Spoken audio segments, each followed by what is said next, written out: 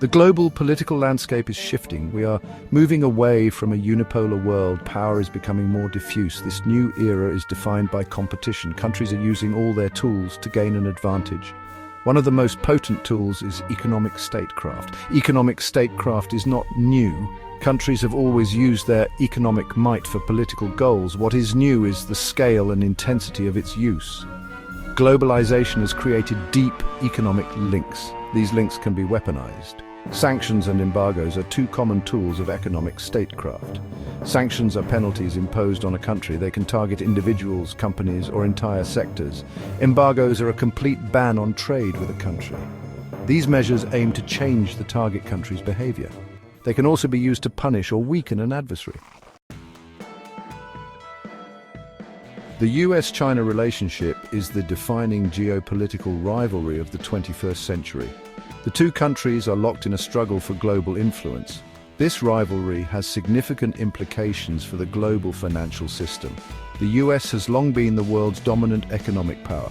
China is rapidly catching up. It's now the world's second-largest economy.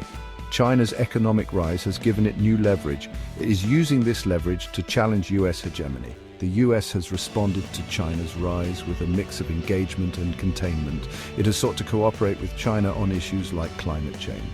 However, it has also taken steps to limit China's growing influence.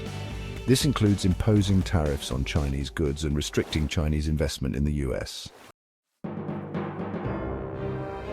The conflict in Ukraine has highlighted the use of sanctions as a tool of economic statecraft. The US and its allies have imposed unprecedented sanctions on Russia. These sanctions have had a significant impact on the Russian economy. The sanctions have targeted key sectors of the Russian economy. These include finance, energy, and defense. The sanctions have frozen the assets of Russian oligarchs and banks. They have also limited Russia's access to international financial markets. The sanctions have had a mixed impact. They have undoubtedly hurt the Russian economy. However, they have not forced Russia to change its behavior in Ukraine. This raises questions about the effectiveness of sanctions as a tool of foreign policy.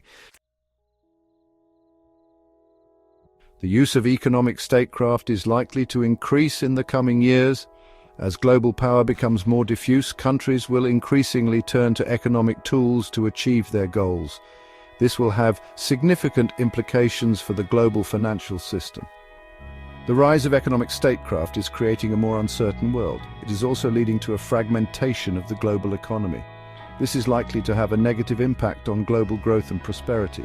The challenge for policymakers is to find ways to manage this new era of economic competition. This will require a delicate balancing act.